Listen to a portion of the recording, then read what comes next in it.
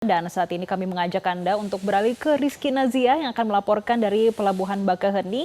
Rizky, bagaimana situasi terkini di Pelabuhan Bakaheni? Ya, baik Jessica dan juga pemirsa, betul sekali saat ini saya sedang berada di Pelabuhan Bakaheni di mana H+7 setelah Lebaran Idul Fitri 1446 Hijriah. Untuk pantauan arus balik di Pelabuhan Bakaheni saat ini memang masih terpantau kondusif dan juga landai seperti itu ya. Dan memang tadi terdapat antrean dari beberapa kendaraan mobil pribadi yang memang akan menyeberang dari Pelabuhan Bakaheni menuju Pelabuhan Merak. Namun memang untuk antriannya sendiri ini tidak sampai membuat kepadatan dan juga menimbulkan kemacetan di Pelabuhan Bakaheni ini. Dan tadi juga terdapat beberapa pengendara motor yang juga menunggu untuk menyeberang, nantinya mereka akan menyeberang dari Pelabuhan Bakaheni menuju Pelabuhan Merak dan cukup lumayan padat juga ya untuk pemotor ini, namun memang tidak sampai menimbulkan kemacetan dan juga kepadatan di Pelabuhan Merak ini.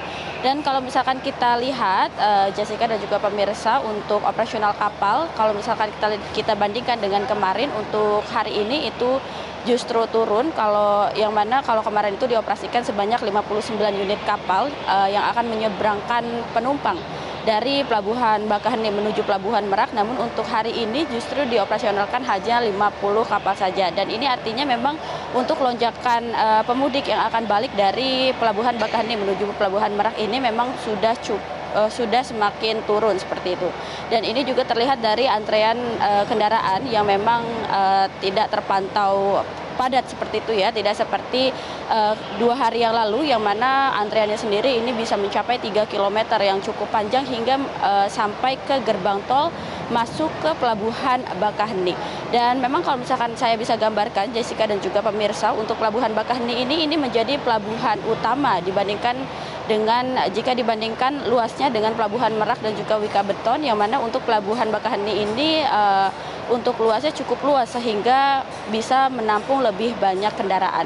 Dan pihak ASDP juga untuk mengantisipasi lonjakan penumpang yang memang akan menyeberang dari Pelabuhan Bakaheni menuju Pelabuhan Merak, ini telah disediakan 75 kapal yang akan disiagakan untuk lonjakan pemudik kemarin, dan juga ada 9 dermaga yang memang telah disiapkan.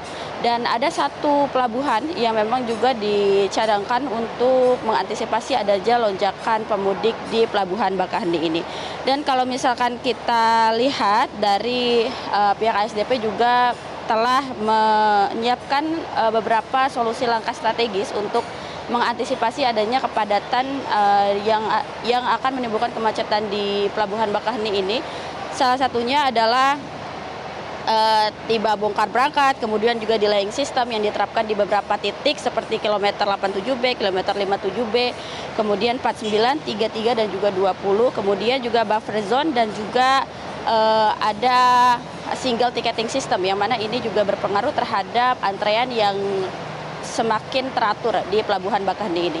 Jelajahi cara baru mendapatkan informasi. Download Metro TV Extend sekarang.